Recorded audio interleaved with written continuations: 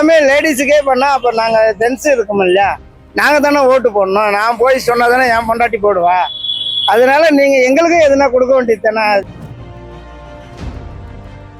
இப்ப என்ன பிப்ரவரி மாசமா? ஆமா. எலெக்ஷன் வரதுக்குள்ள ஒரு 5 மாசத்துக்கு சேர்த்து வட்டியோட சேர்த்து குத்துறீங்களா? பிரிபாசம் விட்டதும் இல்லாத cylinder bill, gas cylinder bill, current bill, cell mobile bill, எல்லா பில்லையுமே ஏத்திட்டாங்க. யார் கொடுத்துக்கிறாங்கன்னா இப்ப வந்து அவங்களுக்கு ஓட்டு போடுவாங்கன்னு சொல்லி கொடுத்துக்கிறாங்க. திமுக ஓட்டு போடுவாங்கன்னு கொடுத்துருக்காங்க. ஆமா, திமுக அவங்க கட்சிக்கு ஓட்டு போடுவாங்கன்னு சொல்லி நம்ம ஸ்டாலின் சார் கொடுத்துருக்காரு. எங்களுக்கு 5000 ரூபாய்லாம் வந்து சேரவே இல்லை. 1000 ரூபாயில அப்ளை பண்ணா டாக்ஸ் பேயரு, வீடு இருக்கு, எல்லாமே பிரச்சனையா இருக்கு. அப்ப ஒரு கவர்மெண்ட்ல நமக்கு என்ன உதவி?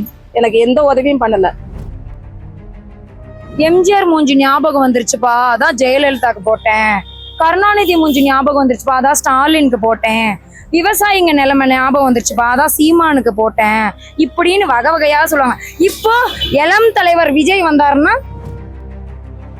திமுக அவங்க கட்சிக்கு ஓட்டு போடுவாங்கன்னு சொல்லி நம்ம ஸ்டாலின் சார் கொடுத்துருக்காரு. அந்த 5000 ரூபாய் எனக்கு கிடைச்சிருந்துச்சுனாக்கா கொஞ்சம் பசி கொஞ்சம் அடங்கி இருக்கும் எங்களுக்கு. நீங்க வர்றீங்கன்னா சைரன் வச்ச 4 வண்டி முன்னாடி போகுது, சைரன் வச்ச 4 வண்டி பின்னாடி போகுது, நடுவுல நீங்க வர்றீங்க.